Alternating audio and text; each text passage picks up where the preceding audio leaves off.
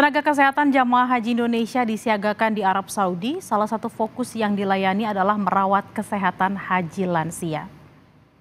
Tersebar di beberapa wilayah di kota Mekah, tenaga kesehatan jamaah haji Indonesia bersiaga merawat jamaah haji lansia yang memiliki keluhan kesehatan.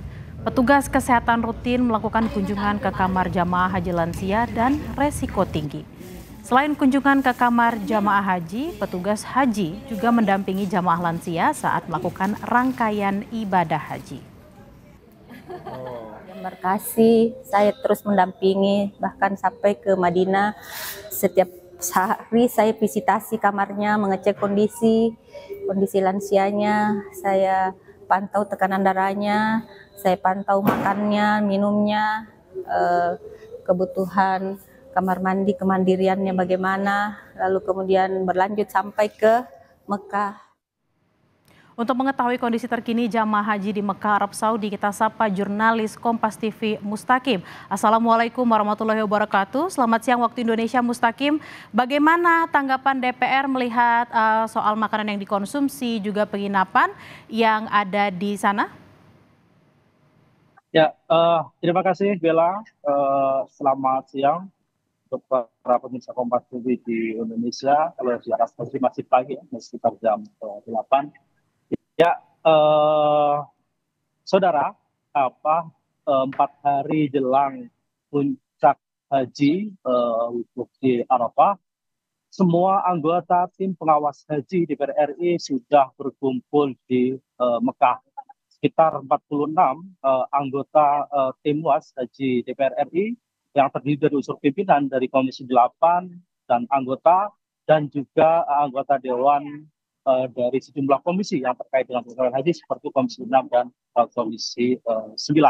Nah, hari ini tim was haji mengagendakan sejumlah peninjauan ke sejumlah titik, mulai dari catering untuk jamaah, fasilitas kesehatan, dan juga pemondokan. Nah, temuan awal tim was haji yang sebelumnya di Madinah, itu mereka menemukan bahwa dalam proses pemberian catering untuk jamaah haji asal Indonesia itu lebih dominan karbohidrat dibanding protein. Padahal menurut tim was, jamaah Indonesia lebih membutuhkan asupan protein yang jauh lebih besar dibanding karbohidrat.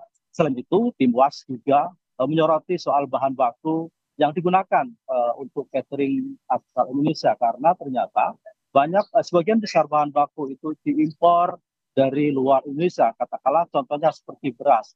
Ternyata beras yang digunakan misalnya untuk konsumsi jemaah haji Indonesia adalah merupakan impor asal Thailand. Mereka meminta ke depan pemerintah mengedepankan produksi dalam negeri untuk memenuhi catering atau asupan konsumsi jamaah haji asal Indonesia. Nah, selain itu, tim was juga menyoroti soal fasilitas pemondokan, ya, khususnya di Madinah, yang ada beberapa kasus seperti infrastruktur penunjang yang dianggap tidak cukup memadai.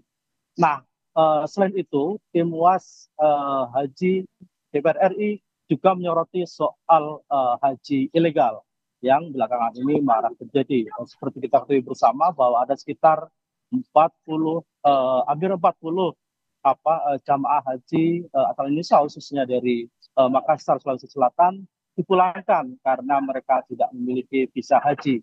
Mereka berangkat haji atau mereka ikut berhaji dengan menggunakan visa ziarah.